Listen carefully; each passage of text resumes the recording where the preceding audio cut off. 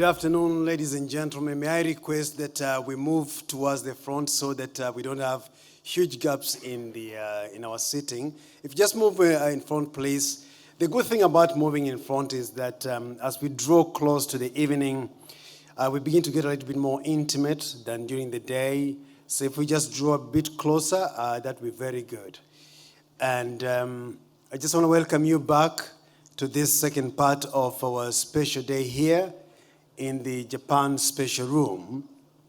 Earlier on, we had the President of the African Development Bank, Dr. C.D. Oldterm, delivering opening remarks here and heralding the close partnership between Africa and Japan.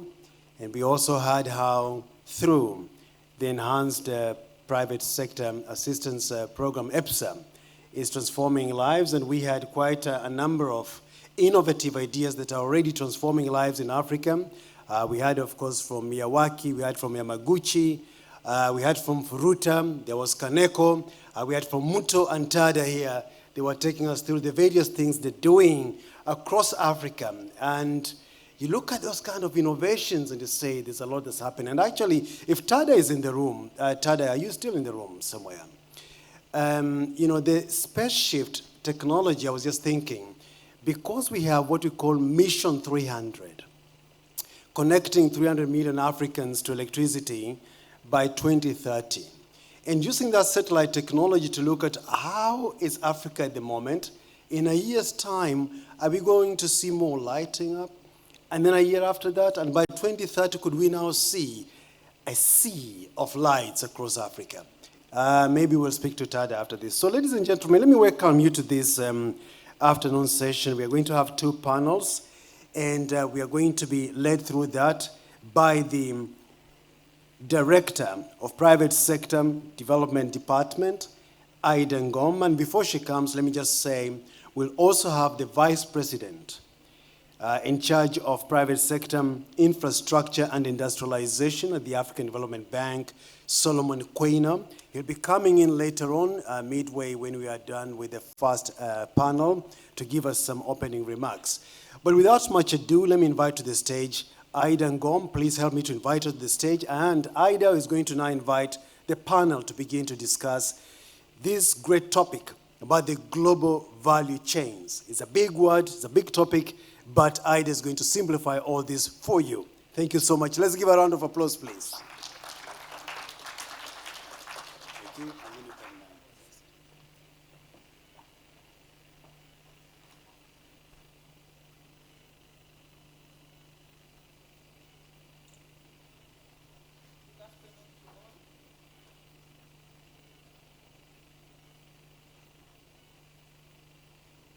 Okay, I think now the mic is on.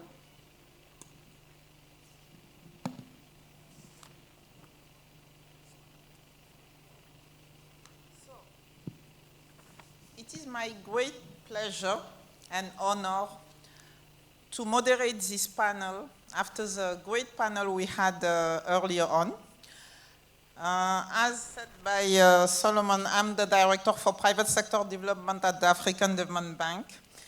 And it's very important for me to moderate today this panel on a very critical and topical subject for the African continent. Integrating Africa into global value chains and mobilizing private investment through co-financing and credit enhancement is really at the heart of what the economic future of Africa is going to be. So I would like to welcome all participants to this boardroom. And let me first introduce our distinguished panel for part one on co-financing and credit enhancement. So please join me in welcoming Mr. Yuichiro Akita from NEXI, Senior General Manager, International and Strategic Policy at NEXI.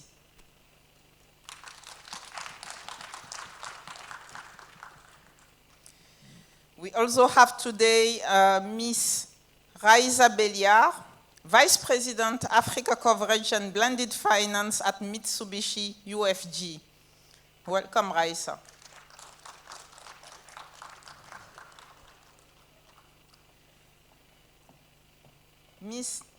Nisrin Abuelez from SMBC, Managing Director, Head of Africa Group at SMBC. Welcome, Nisrin.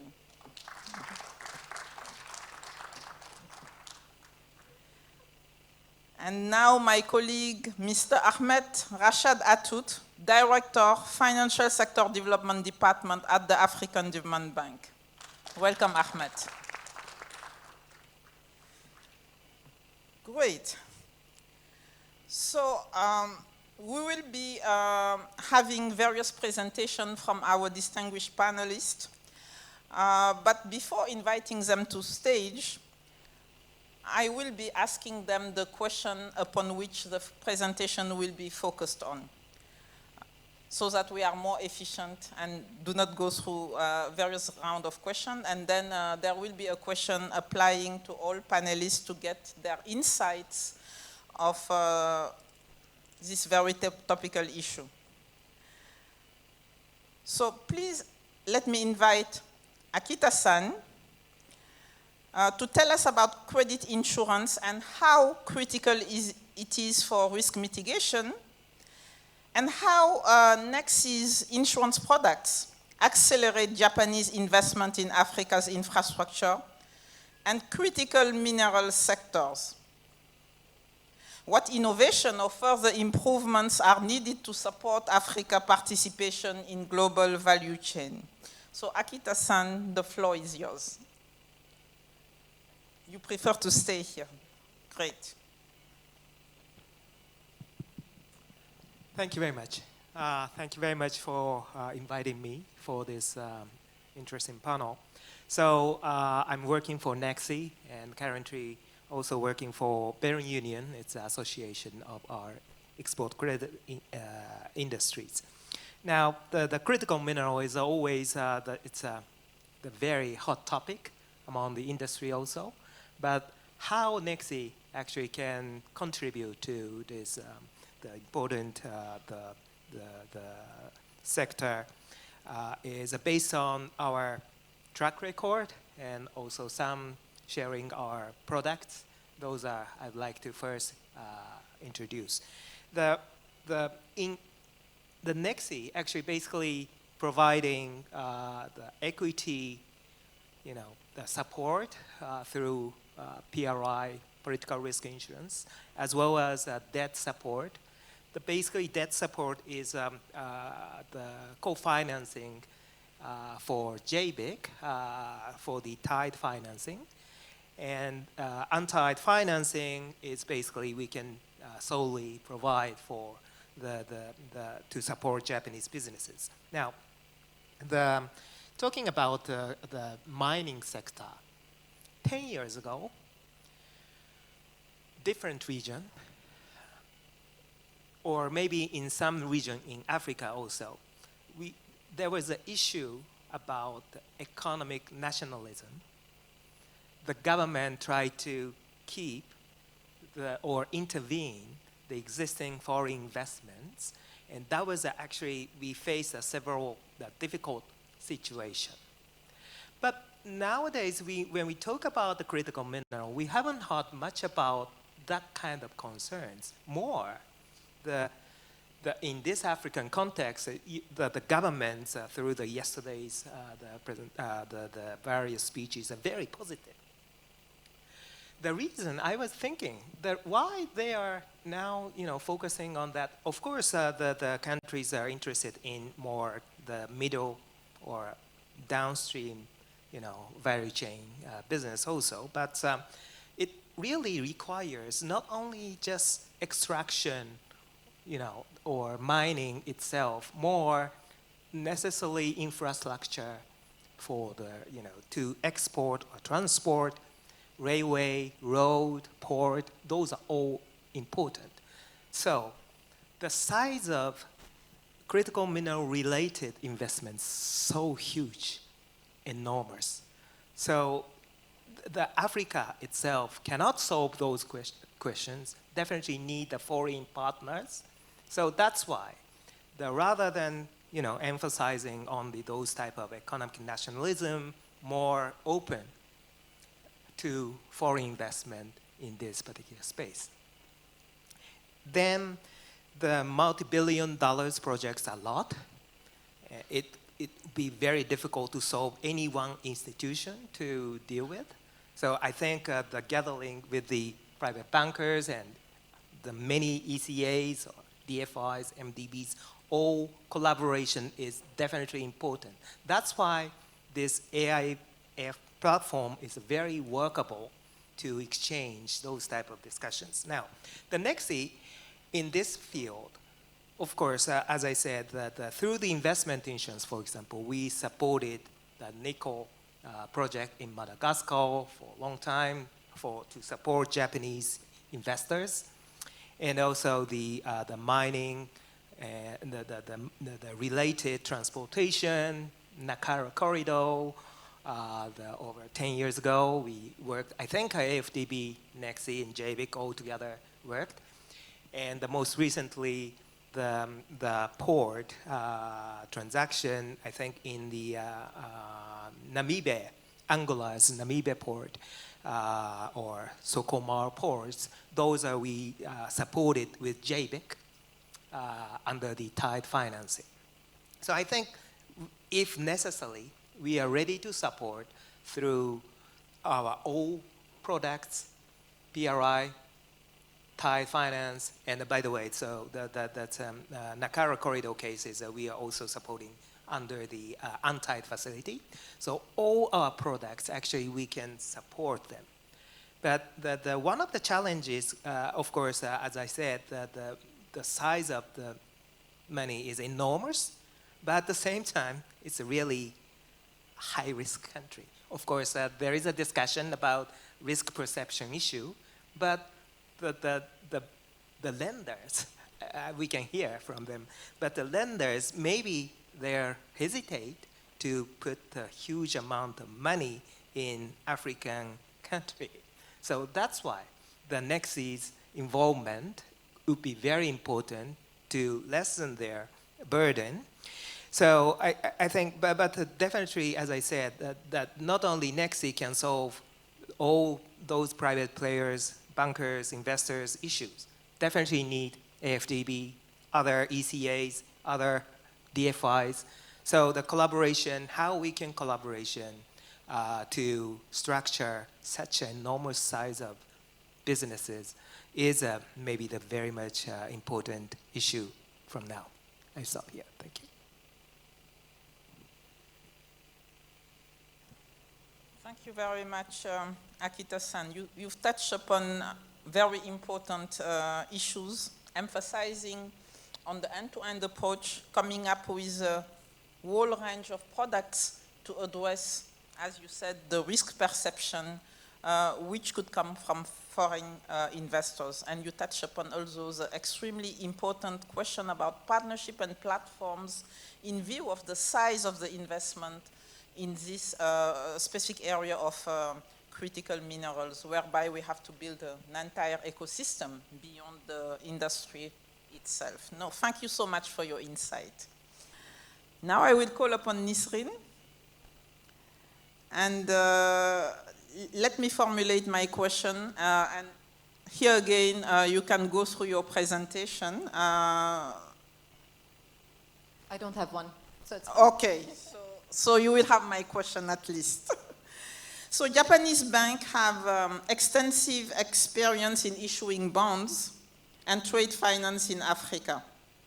So how can this expertise be applied to collaborate with MDBs and DFIs to reduce risk and mobilize Japanese private capital for industrial investment and trade between Africa and Japan? Thank you very much, Ida. And first, please let me thank the African Development Bank, the Japanese government reps, and also the host country under the patronage of His Majesty King Mohammed for hosting us today. The discussion today is not only timely, it's essential. We talk about integrating Africa and the global value chains.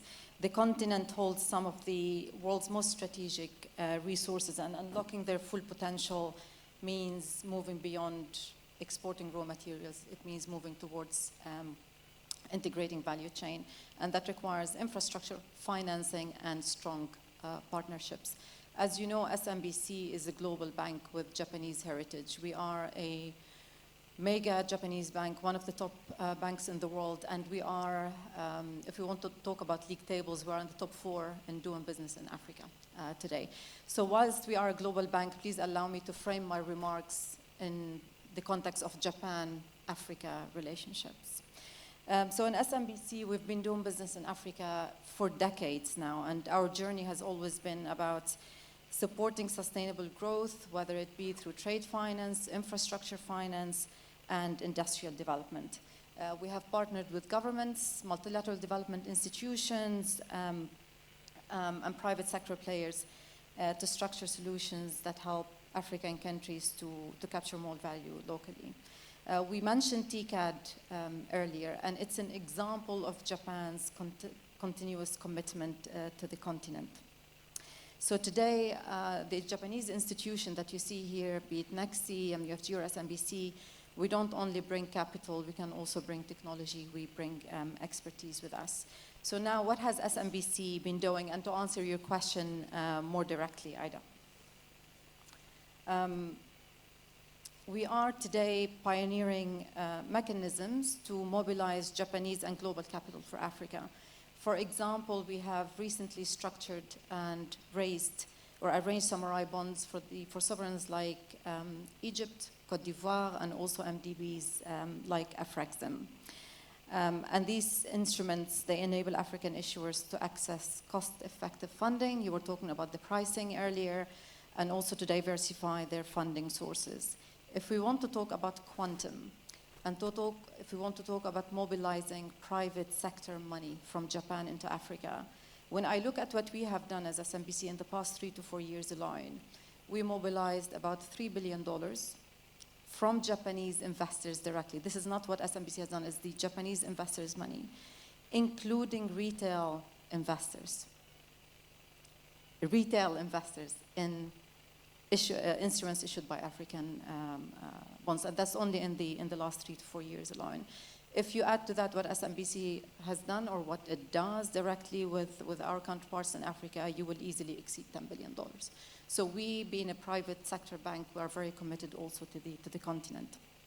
And I want to also take the opportunity to thank Akita-san and NEXI for the collaboration over the past few years, because indeed, to get something done of this magnitude, you need partnership. In addition to that, we have arranged facilities with JICA and facilities backed by JICA for African DFIs and MDBs, including TDB, BOAD, DBSA, and other commercial banks, aligned with the UN SDGs and targeting renewable energy, infrastructure, and job creation. So these blended finance solutions are critical in the challenging environment that we find ourselves in. So I would like also to thank Honsu-san at JICA for his support and the cooperation. In addition to that, to be, again, as an enabler, we work very closely with multilateral development institutions. So we work with African Development Bank, all of the other MDBs in Africa, including Afrexim, TDB, AFC, BOAD, BADI, and many others, to be able to support large-scale and high-impact projects across the continent.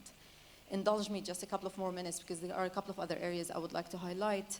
I would like to think that we represent the Japanese side of investments and appetite as well. On the digital transformation and financial inclusion side, in partnership with MDBs, we aim to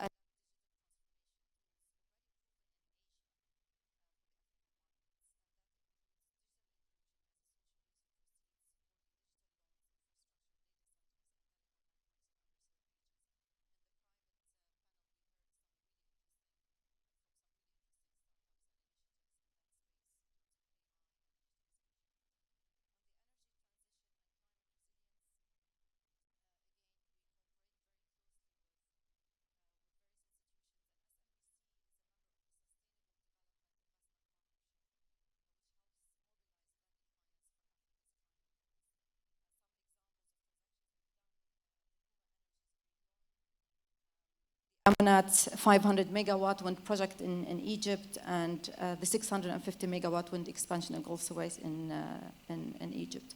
So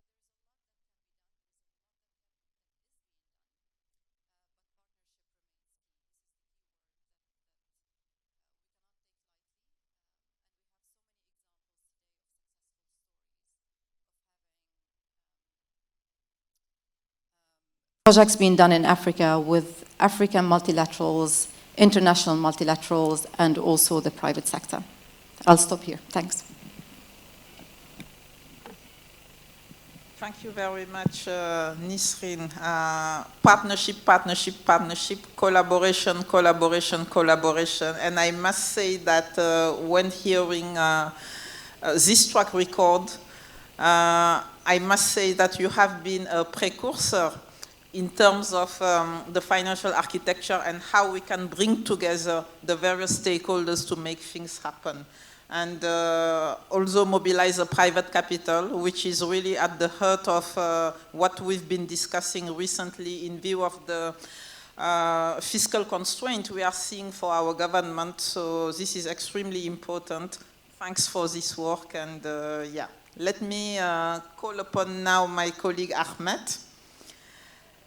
Ahmed, what support can AFDB offer to attract Japanese private investment into Africa's value-added industries through financial intervention? And how can you collaborate with them to strengthen regional integration and supply chain connectivity together with African governments?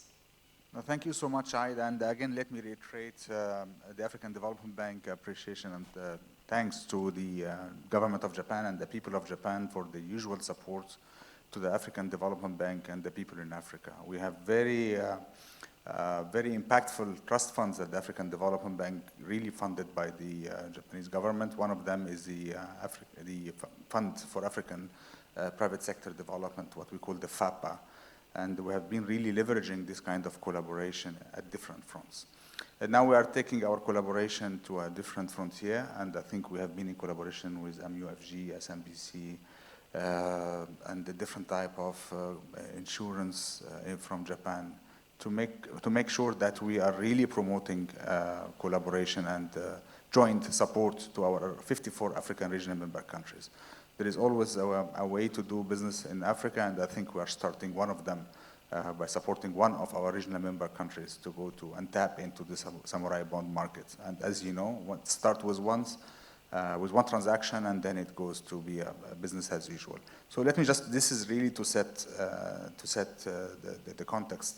Another area of very generous support from the government of Japan is what we are receiving on the African Development Fund, which is also a very generous contribution, and we really thank, again, the government of Japan and the people of Japan for this support.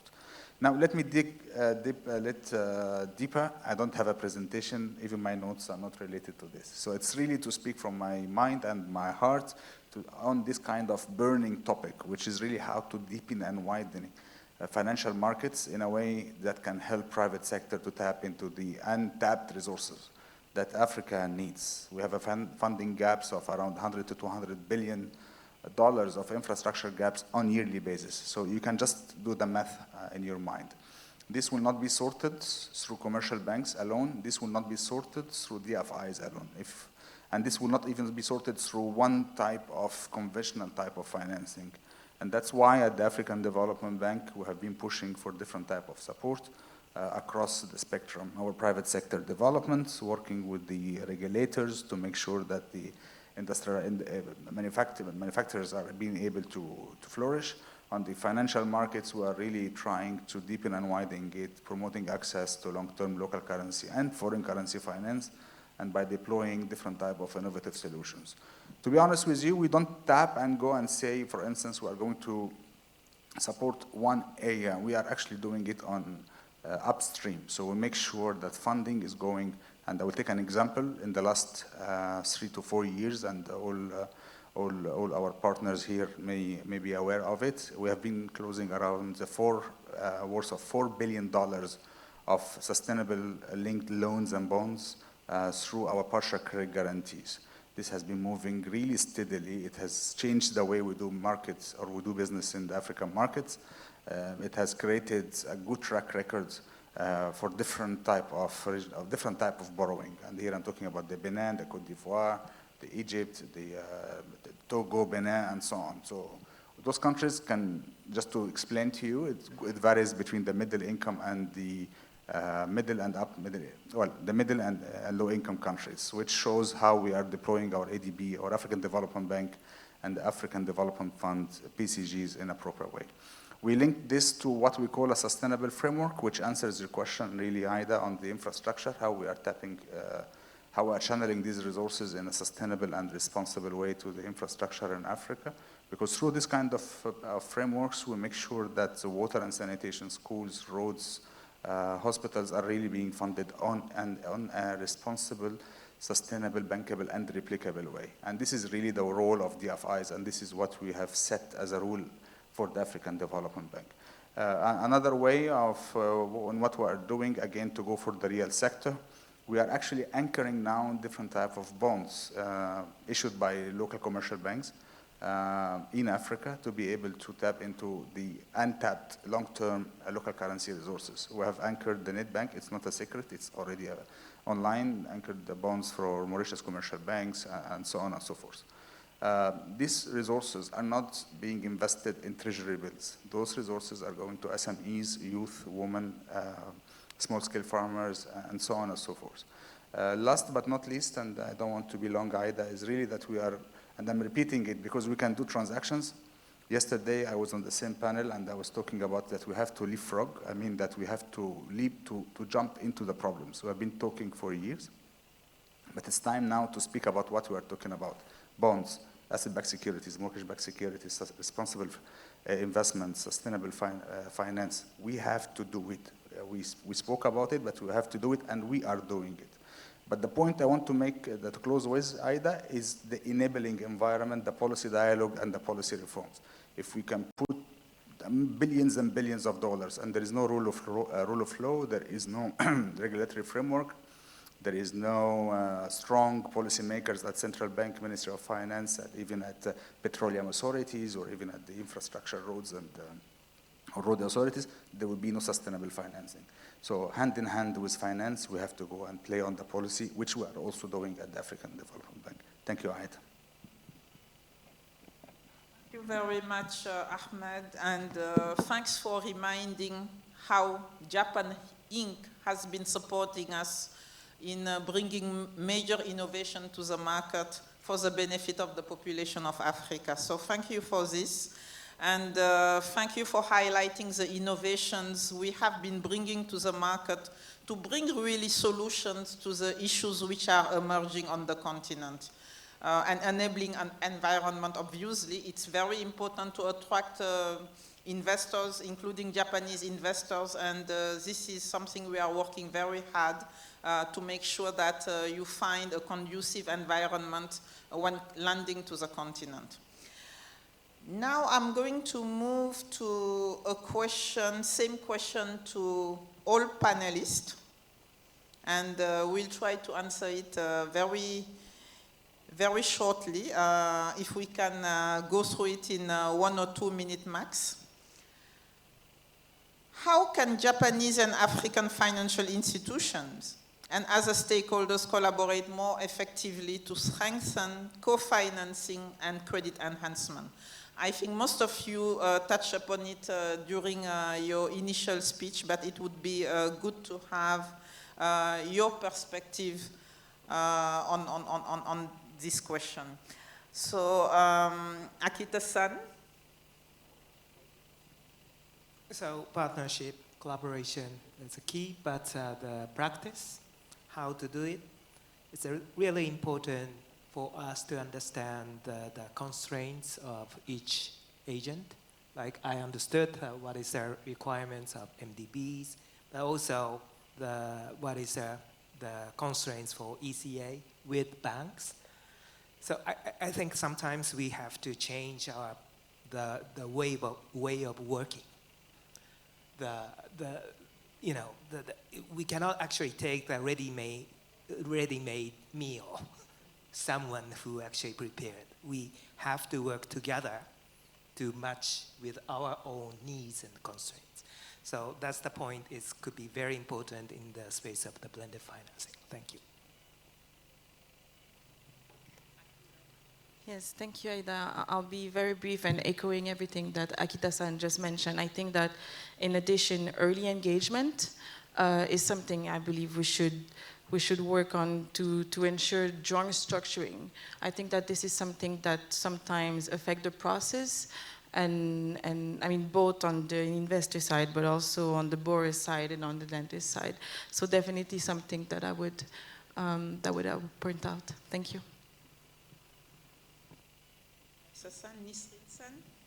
I need to think very hard to make sure I don't repeat what's already been said. The question was answered eloquently by both Akita-san and Raisa, but it all comes from alignment. Collaboration, we know that, but the collaboration has to be based on alignment, on risk mitigation, on structuring, on appetite. MDBs and DFIs, they play a critical catalytic role in making things happen. Private sector institutions like the Japanese banks can come in with long-term financing. Co-financing frameworks could be standardized to a certain extent whereby MDBs, DFIs, they help in mitigating the risk. They could be providing political risk insurance, credit guarantees to help with the credit structuring. Banks will have the mandate to mobilize the private sector. And platforms like this one, the AIF, is a fantastic opportunity to showcase real transactions, real examples of what can be done, how institutions can come together to make things happen.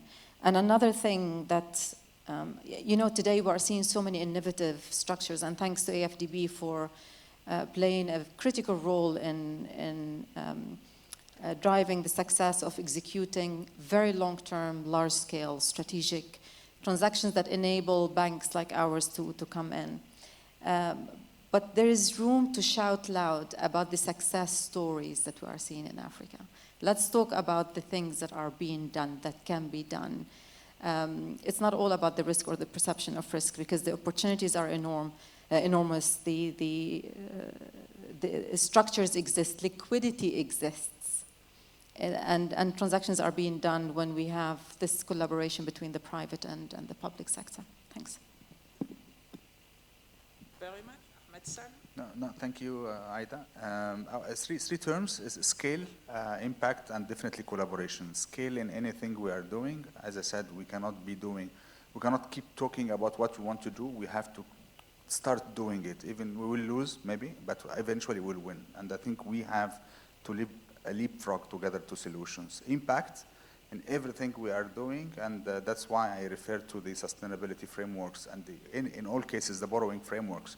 That we can support our governments, our regional member countries in Africa to work on it. Collaboration, Nisreen already discussed the AIF. It's a very impactful platform. Please keep attending it. It is the right forum to share views and knowledge, but also it is important to put skin in the game and start investing big in Africa, because I think we as African Development Bank staff, we are always saying to invest or to have a seat in Africa of the future, you have to invest in Africa today. So thank you so much. Several very insightful and inspiring statements here. I've heard change the way of working. I've heard joint structuring, standardization of co-financing frameworks. I've heard alignment. I've heard collaboration, impact, sustainability.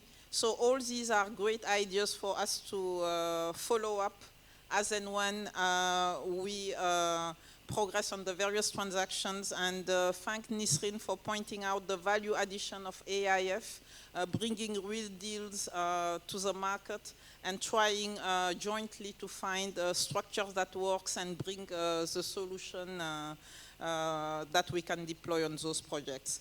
So with that, please join me all in thanking very much our distinguished panelists for these insights.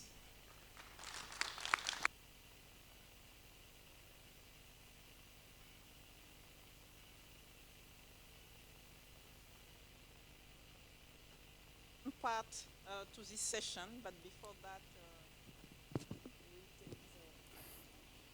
Yeah, you can take a nice family photo. A big thanks to you, Ida Ngom, and of course with Akita, with Raisa, with Nizreen, and of course Atut. A very big thank you to you. And just to say that we will get some remarks here before we go to the next panel. We want to get a few remarks, if that's okay.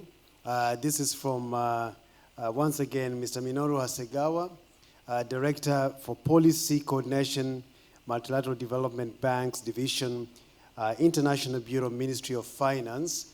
Once again, come and set the stage for us, and then Ida will invite the next panel. Thank you so much. Let's welcome Hasegawa, please.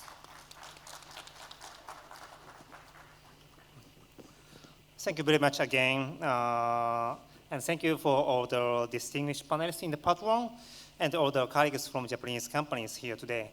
Before jumping into part two, please allow me to offer a brief comment on behalf of Ministry of Finance Japan. In the next session, we will focus on the business and the global value chains. As you know, Africa is home to critical minerals, agriculture products, and many other key industries. To integrate these sectors into more resilient value chain is essential for sustainable development of Africa. Japan has been supporting development in Africa as a trusted partner since 1990s, while also contributing to value chain development in Asia. We believe our experience and know-how can be shared and tailored to Africa's own priorities. Japan recognizes that integrating Africa's industry into global value chain is critical for Africa's sustainable growth and also the healthy development of the global economy. For example, through FAPA, Japan has been supporting the development of cotton value chain in Uganda.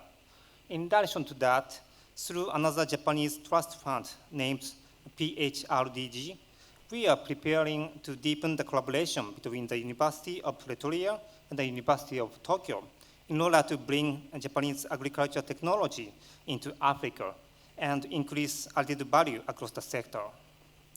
Furthermore, Japan has been taking the lead in diversifying supply chains for critical minerals while supporting quality job creation and industrial upgrading in developing countries. This initiative, known as RISE, has become an important pillar of G7 cooperation, and we look forward to building synergies with the AFDB to help unlock Africa's industrialization by leveraging its abundant natural resources. In the next session, you will hear presentations at first from 4 key institutions which are actively contributing to resilient value chains across Africa, followed by a panel discussion. I hope the best practice shared today, along with a lively exchange that follows, will offer you valuable insight for all the participants. Thank you so much.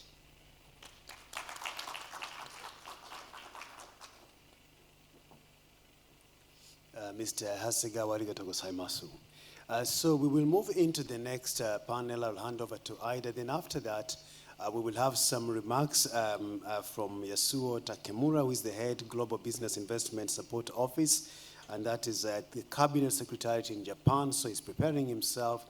We might get Vice President Solomon Kwena to join us, and then after that, Executive Director Tomoki-san will have some special announcement for you. He wants to take you somewhere special, so please don't go away because he wants us to go as a group. So Ida, back to you. thank you very much, Solomon. It is my great pleasure to invite our distinguished panelists for part 2, which will focus on business and global value chains. Mr. Tatsushi Amano, Managing Executive Officer, JBIC, welcome.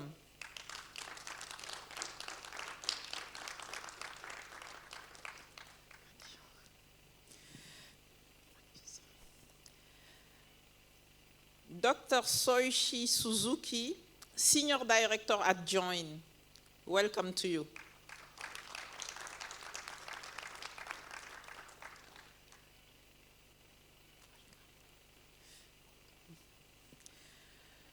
Mr. Guido Ciccolani, Director ECA Finance at Mizuho Bank. Welcome to you.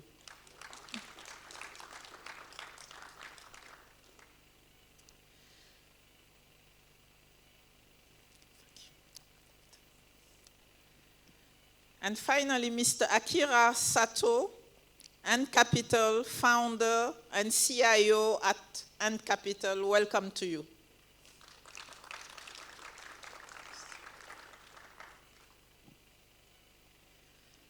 Right. So we will be having the same setup as in the previous session. You can make a presentation, but ahead of that, I'm going to ask a question to each of you. Let me start by Mr. Tatsushi from JBIC. Can you tell us how JBIC can leverage its experience to promote industrialization and regional integration, along with mining and energy sectors, enabling Africa to capture higher value segments of global supply chains? Yeah, thank you very much. Thank you very much for inviting me to this very interesting panel. I'd like to start with explaining the role of Africa in the global value chain.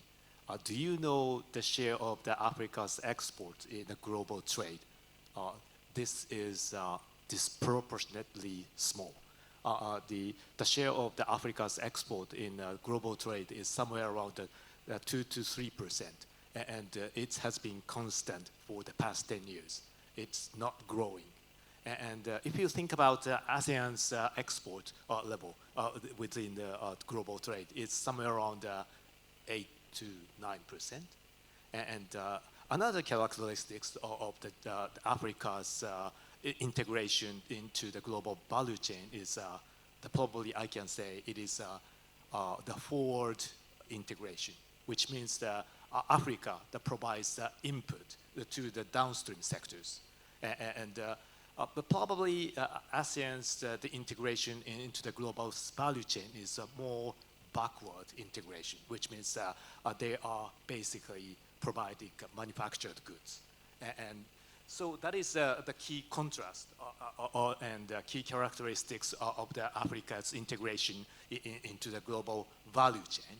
And the key question is how we are able to capture the highest value segment. And that's depending upon apparently the sectors. Let me start with natural resources sector. The people tend to believe that the upstream side might be the lowest value chain. It's not true. With respect to oil and gas, natural resources sector, often the upstream sector is the most highest value segment. And therefore, we have to take advantage of this area to the maximum degree. It is a key to capture the higher value segments. And the extreme opposite is agribusinesses, for example. The upstream is probably the lowest value segment. Let me start with how we are able to capture the highest value segment in the natural resources sector. The problem in Africa is high transaction cost. Therefore, we have to reduce the transaction cost. What is how this high transaction is created? Of course, there are a number of the issues, but probably we are able to address the issues around the infrastructure, the limited availability of the quality infrastructure is one of the sources of the higher transaction costs. Therefore, the JBIC and NEXI have supported the many the infrastructure projects, such as geothermal the project in the Kenya and the port development project in Angola, as Akita mentioned. So through our efforts that we have been trying to reduce the transaction cost. The second question is how we are able to change the lowest value segments. think about the agribusinesses, probably the farmers are struggling in the lowest the value segment. Probably one of the solutions is technology. Now we are talking with the NEC, because thanks to the NEC's technology, probably that we might be able to create more efficient and highly productive agricultural sectors. So that's what we are currently doing, and we would like to continue to work on this the effort. Thank you very much.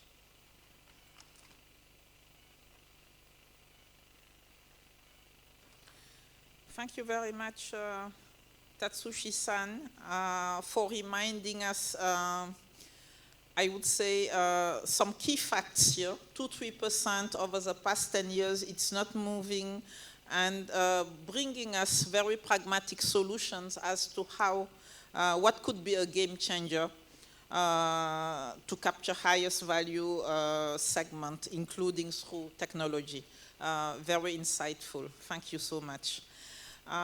Let me now invite Dr. Soishi to make his presentation. And my question is, what lessons from joint infrastructure investment can be applied to African projects to ensure sustainability and scalability? Okay. Good afternoon, everyone. First, I'd like to sincerely thank the session organizer, FDB, for giving me the opportunity to introduce Join, especially to the colleagues from African countries who are not familiar with our organization. Today, I will explain about what Join is and how we can contribute the investment in infrastructure in Africa, where our track record is limited. Join is a Japanese public-private partnership fund and dedicated to the overseas investment, infrastructure investment. It was established in 2014 and based on the Joint Act and supervised by Japanese Ministry of Land, Infrastructure and Transport and Tourism. Our mission is provide equity financing and support Japanese companies to participate in global infrastructure project. As of September 2025, total joint investment and loan amount to $2 billion, and we are rated A1 by Moody's, and the same as Japanese government bonds. Join plays several roles for Japanese companies and for host countries. First, we provide equity financing to share the investment risk with Japanese companies. Second, we act as a coordinator with relevant Japanese ministries and institutions such as JICA, JBIC, and NEXI. Third, we offer hands-on support, including seconding the board members to the project companies, assisting the negotiation or coordination with host countries' government. For host country governments, we aim to deliver safe and reliable infrastructure and solutions based on Japanese technologies and experience. In short, Join combines the equity financing and practical support for Japanese companies to participate in global infrastructure investment. So to answer your question, Aida, we learned that this kind of roles for not only for the Japanese companies, not only for the host countries, we offer both partners, and this kind of cooperation build the trust and stability to the project and secure the necessary, feeling for the Japanese investors, Japanese companies, in a sustainable and scalable manner.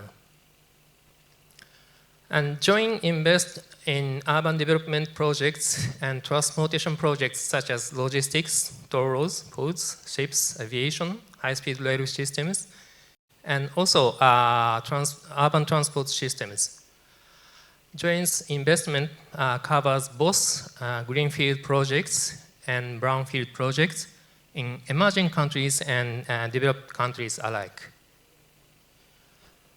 Since 2014, we have supported 44 projects worldwide. By sector, urban development projects, aviation projects, and logistic projects amount to a large share.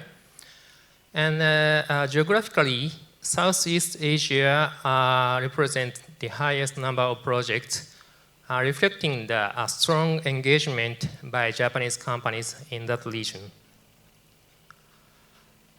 Joint's investment decision follows these three principles outlined in our investment guidelines.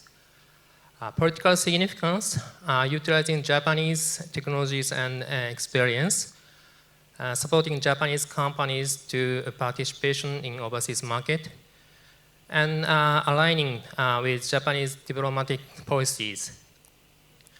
And private initiatives require commitment from private partners, and Joint cannot become the largest shareholder among Japanese investors.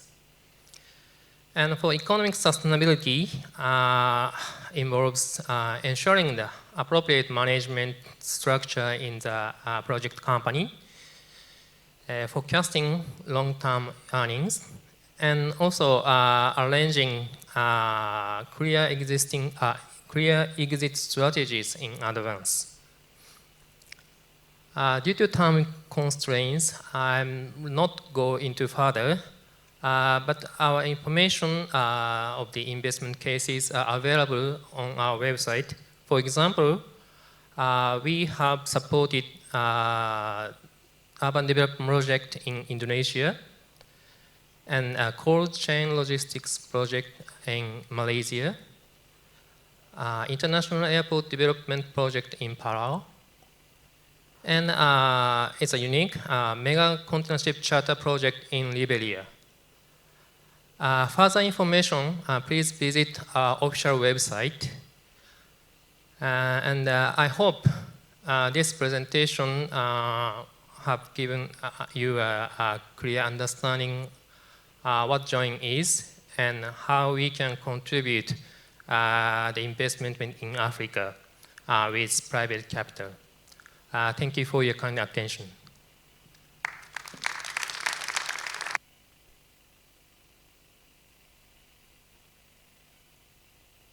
Very much, Soichi-san, for giving us a flavor of the very impactful work you have been doing across the world. And we note that most of the investments are currently directed to Southeast Asia, and we hope that there will progressively be a shift to Africa.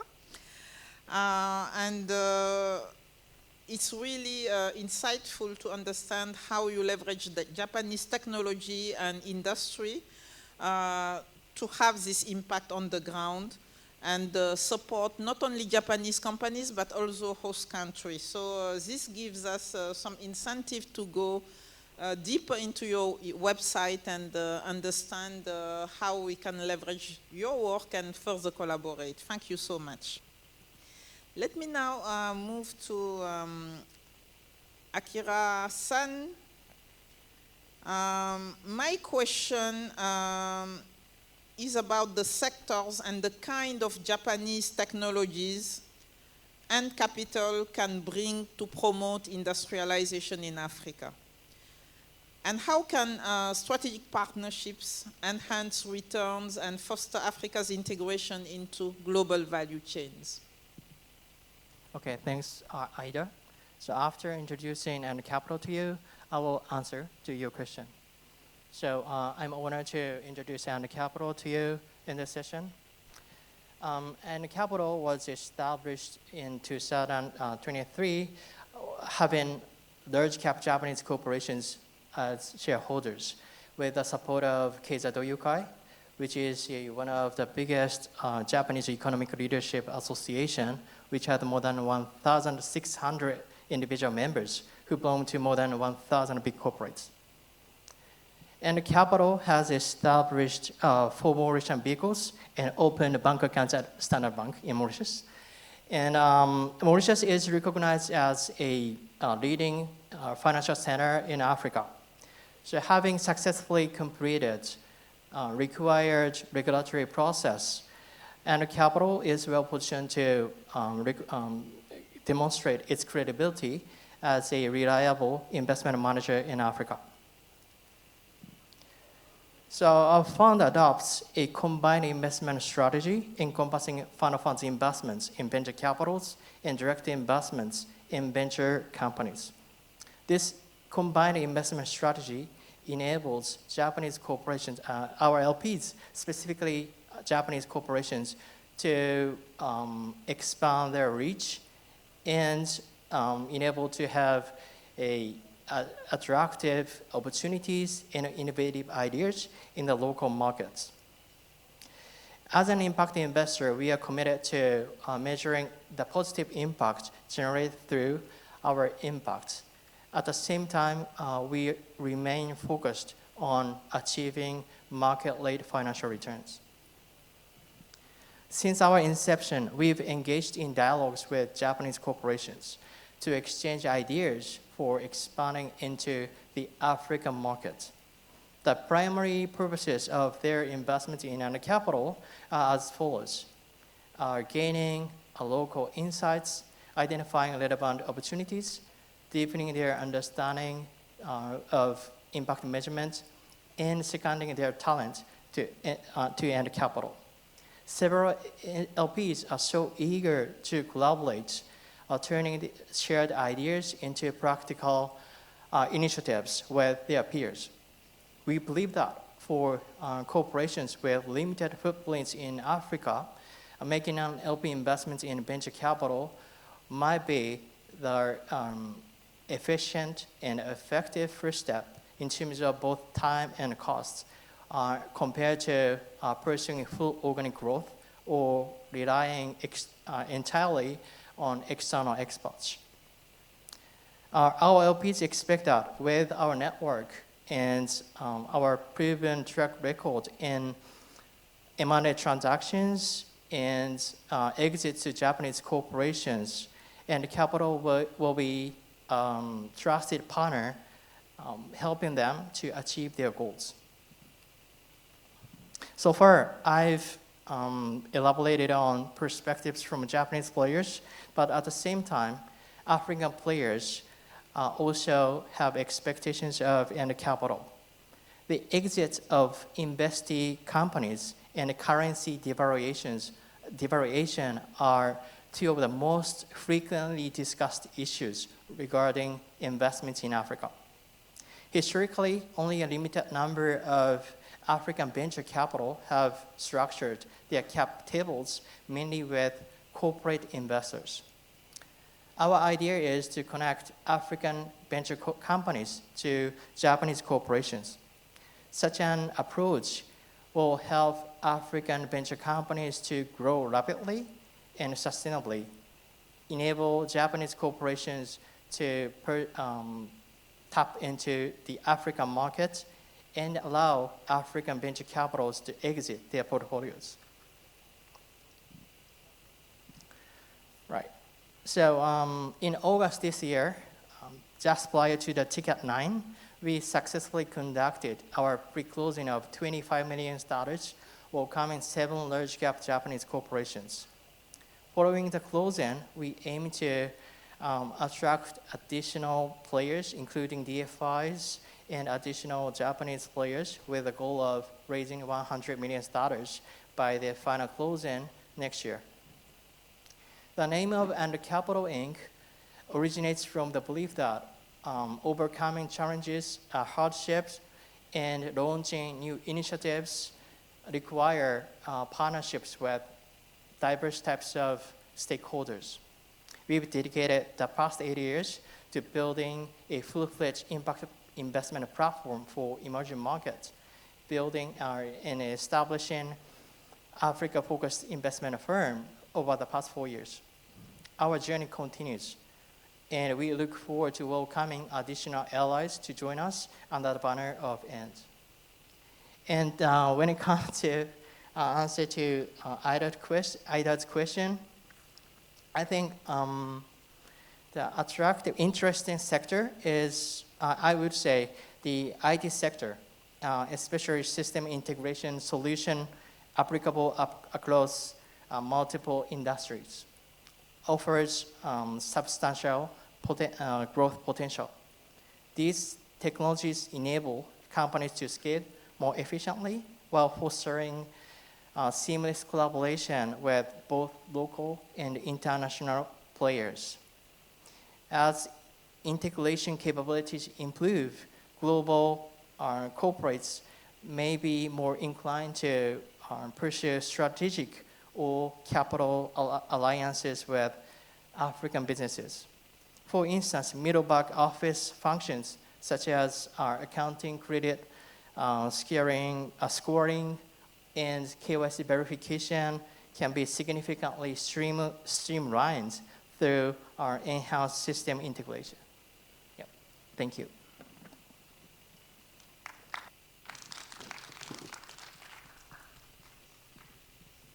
Thank you very much, Akira-san, for highlighting how Ant Capital is bringing much needed equity to this very critical segment.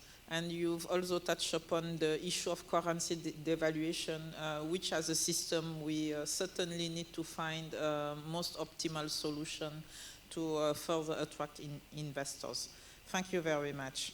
Now I'm going to ask the same question to the four of you.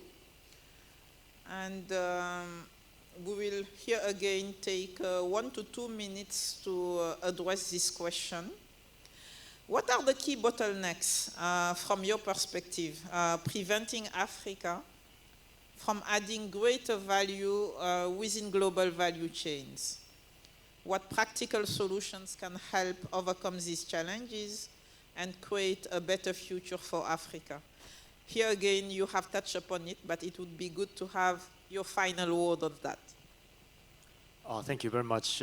In my view, the biggest bottleneck is project development of the big businesses.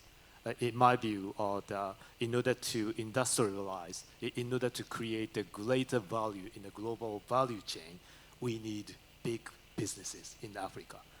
But the project development in Africa with respect to the big business is pain-free, time-consuming, and it's very difficult.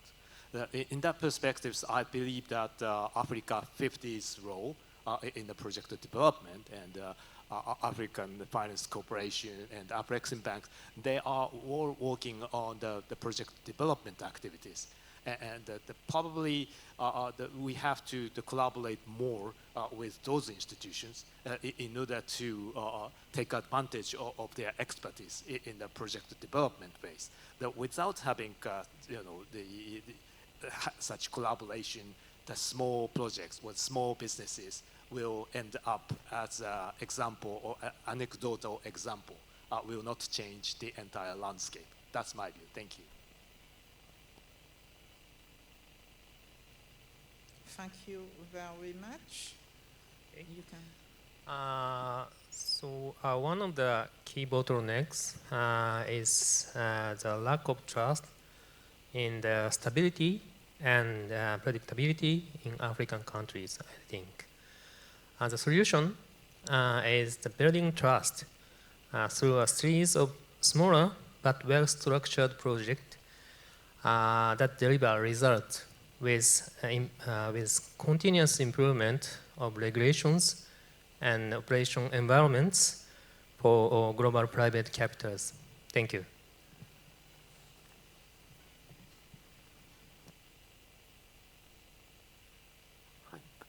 think maybe the fragmentation of the lack of sovereign national regulatory framework. For instance, you know, Africa has big needs of processing clusters of, you know, they're full of food, of raw materials in general, which can be from mining or from, you know, from agriculture, and maybe having at least a regional level, a macro regional level, more, let's say, aligned regulatory framework, intra-government regulatory framework may favor the, you know, a more creative value chain. So that's probably my view. Okay, my view is a major bottleneck lies in achieving strategic compatibility with our global players. One viable approach is to design and develop business models of African companies from the ground up, tailoring them to align with global value chains and enabling African companies to integrate seamlessly into international platforms if they want. And alternatively, our African value chains can be exported to global markets through alliances with our companies that possess our complementary strength across different segments of the value chains. Thank you.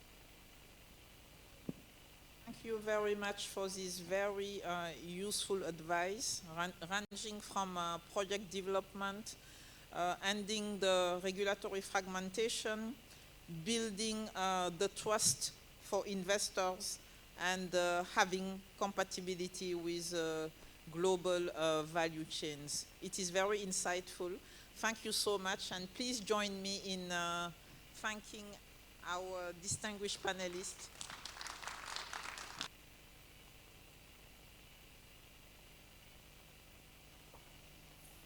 So you can take a family photo once again. Thank you so much, Ida Ngom.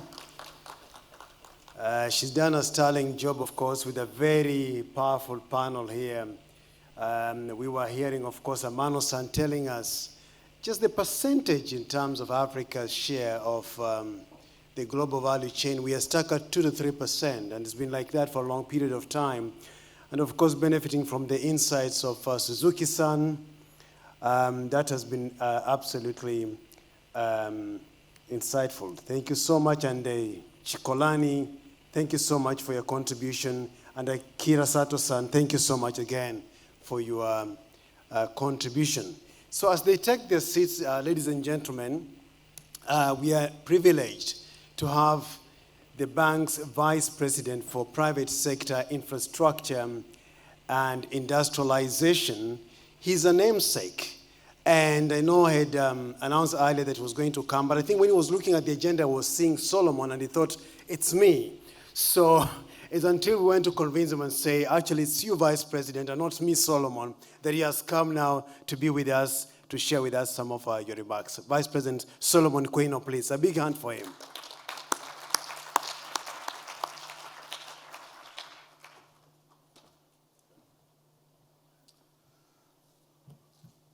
I know you've had a long day. We had a chance to meet when you met with the president. So from Idi Nakai, I know there are 34 Japanese companies, or at least there were 34 in the meeting that we had. And you know, this is the second series in the Japan Forum at the Africa Investment Forum. And I think for me that demonstrates, you know, that there is a strong interest and a commitment by Japanese companies in investing and also benefiting from the relationship in Africa in a win-win manner. Now, I only normally make opening remarks when I have listened to the entire discussions the whole day. I don't have that benefit today, but let me say that we spent a lot of time with several of you at TCAD. In fact, that's what I call the the busiest working session that I have ever had in my life, because during TCAD, every minute I was in a plenary or a panel making opening remarks and making closing remarks. But what was great about it is, one really experienced the strong interest in Africa. There was a lot of clarity around what are the constraints, that Japanese companies really experience. And, there was commonality from the various themes. So one of the things that I hope has come out through the AIF would be, what are the top 3 things that are emerging in a common thematic manner that we as your partners, don't look at us as financing partners alone. The interesting thing is, at TCAD, I was talking about AFDB as your partner in helping resolve the financial and non-financial solutions. However, under President Ta's vision, the 4 cardinal points, the new African financial architecture would be your partner, not just AFDB. And when we say the new African financial architecture, it's the continental institutions like AfriExim, and I saw that on the Missour disclaimer page. Was it a disclaimer page that kept showing that I saw it? Okay, no, I think it was one of the pages before. The AfriExims, the AFCs, etc., the regional MFIs, the sovereign investment funds, and all of these groups, because we're going to work together as a system. And when I say all of these groups, because it's not only about finance, and some of these groups at a national level can really help with the political risk mitigation, not really from a PRI perspective, but from an ongoing perspective of managing that risk. But we also have JICA, we have JBIC, my good friend from JBIC. We've had some hard times on a nickel project in Madagascar, but we won't talk about it. But I think the great thing about that was that Sumitomo was really a very good sponsor on that project. So at the end of all of this, we want to really have a win-win situation. We strongly believe in the investment factors that make Africa a great investment destination. We realize that you appreciate that, but you also see certain constraints. Let us partner to begin to mitigate those constraints or address those constraints. Because in this new geopolitical world, where there are transactional opportunities that sometimes surpass strategic long-term partnerships, it could be at a loss to Japan Inc. And so what we're saying is, don't be too patient. Let's work together in a programmatic way. We want to be part of the global value chains. We don't want to just be commodity exporters, whether it's LNG, whether it's critical minerals, whether it's even food processing. But we want to partner with you. And where's my good friend Akira? Yes. And one of the things I like, in terms of the relationship we have with Akira, is we've been able to discover the Kezai Duyukai as really an association that we can work with.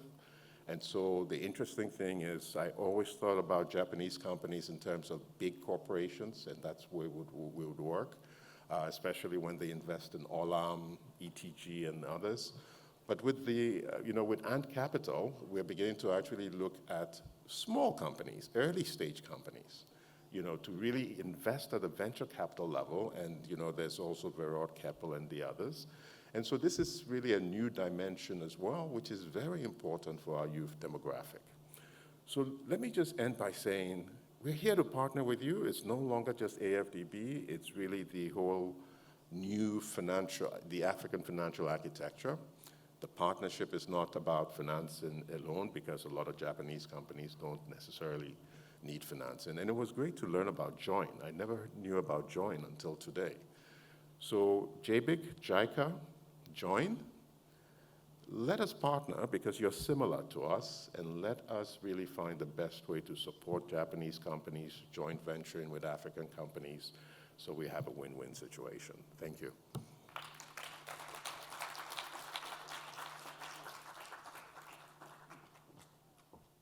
Thank you so much, Vice President Solomon Quainer. And now let us get the final remarks, the closing remarks from Mr. Yasuo Takamura. He's the head of Global Business Investment Support Office at the Cabinet Secretariat in Japan. Welcome. Please, let's give him a round of applause. So, good afternoon. It's a great honor to deliver a closing remark at this Japan special session. I'm Yasuo Takamura from the Japanese government, and I'm personally very much excited to attend AFDB hosted event because I used to work for the AFDB more than 25 years ago. It was during my term when the coup suddenly happened in the Ivory Coast. After some period of instability, we had to discuss a possible relocation of AFDB from Abidjan. At the time, the situation of Abidjan was quite chaotic. I had to have my family go back to Japan. And some people wondered if AFDB was even sustainable, given the severe turmoil in the host country. Of course, after all, such concerns were totally false, but I can imagine how challenging it was to overcome various difficulties throughout that chaotic period. Now, AFDB has earned a solid reputation as best MDB, which can play a defining role in advancing the sustainable transformation of Africa. So, as an alumni, I'm very happy to be re-engaged with AFDB. And I'd like to congratulate AFDB management and staff for the remarkable achievement as the most trusted institution for African development. Currently, I'm heading what we call the GBIS office. GBIS means Global Business Investment Support. And our office was established in the Cabinet Secretariat of the Japanese government. In Japan, there are increasing number of companies, startup, entrepreneur with emerging technologies which are fit for the development needs. Our office serves as a kind of the concierge to connect such promising companies with appropriate partners, including the ministries, government agencies, and international institutions. By doing so, we aim to help companies expand their network, whereby projects are jointly materialized by the Japanese companies and their partners. From our perspective, today's discussion was extremely encouraging. I'm very much impressed with the strong passion of many Japanese companies and investors to contribute to transformation of Africa. And I feel there's much room left where our office can further deepen collaboration with development partners, including AFDB. So we really appreciate if you help our GBIS office to be recognized and utilized as widely as possible so that our government resources and our policy tools can be fully mobilized for the purpose of African development. Now let me recap today's discussion. As you know, Japan hosted TICAD 9. I really appreciate the very positive remark made by VP Solomon. Thank you very much. I believe today's event was a valuable opportunity to follow up TICAD 9 in that we can translate potentials of Africa into more concrete investment opportunities.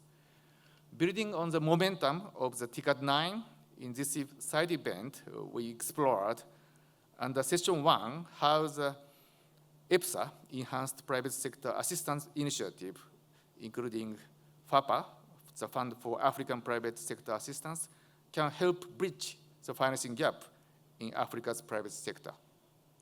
The discussions highlighted the power of public-private collaboration in mobilizing capital and driving inclusive growth. Session 2 focused on Africa's integration into global value chain. We examined the strategies to promote private investment in key sectors such as infrastructure, critical minerals, and agriculture, and discussed pathways for advancing industrial development across the continent.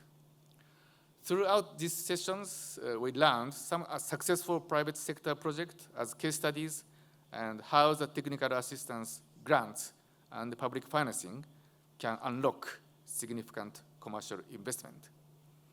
I sincerely hope that today's discussion will serve as a starting point, a launchpad for transforming ideas into specific bankable projects and meaningful partnerships to leverage the private sector in the sustainable economic growth and to produce lasting impact. Looking ahead, Japan is committed to supporting Africa's efforts in various agendas, including empowering youth and women, promoting regional integration, and achieving resilient and sustainable growth. These are not just development goals. They are the foundation for a shared future built on mutual respect and the co-creation between Japan and Africa. Here, we can quote and recall the theme of TICAD 9, co-create innovative solutions with Africa.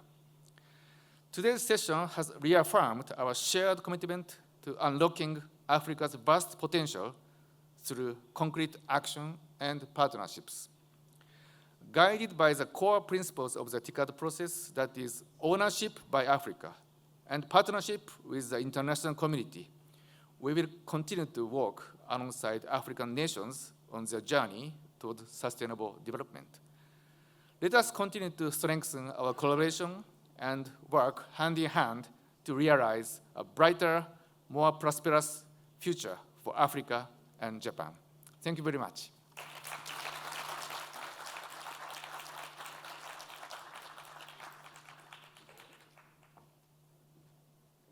What a strong point to end on. Let's give Mr. Yasuo Takamura another round of applause, please. Thank you so much, Sam. And now just small items remaining.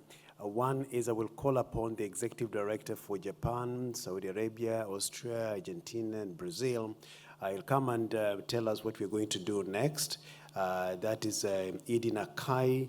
He's going to come on stage. Then after that, I will invite all our speakers and panelists on stage for a group photograph. So photographers, please be ready for that. But Idi Nakai, please. Thank you. Let's give him a warm welcome.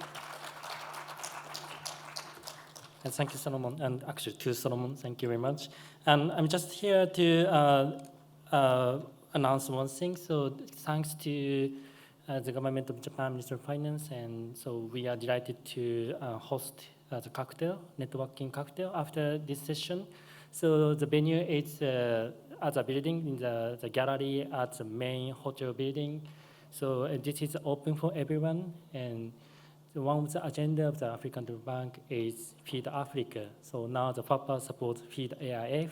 So please enjoy the evening, and please, after hot session, please go to the main building to enjoy the cocktail for networking. Thank you very much.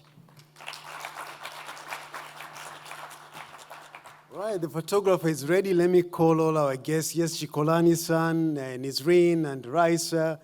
Please, where's Ahmed Atut as well? We had me, yeah, he's gone. No, come on stage, please. We had Yamaguchi, we had Akita-san, we had Akira as well. We had Amano-san, Suzuki. Please come all of you on stage. Our government representatives, Mr. Yasuo Takamura, please, if you can come on stage. Yes. Mr. Shigeo Honsu was here earlier. If you can come on stage as well.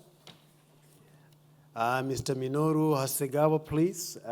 If you come, I know as Vice President, please come on. Yes, you are leading the delegation. Edie, please. Now Shige and come, please. Photographers, can you arrange us properly so that, is that okay? Okay, yeah. We still have got a couple more coming on. Maybe the other side. Yeah, go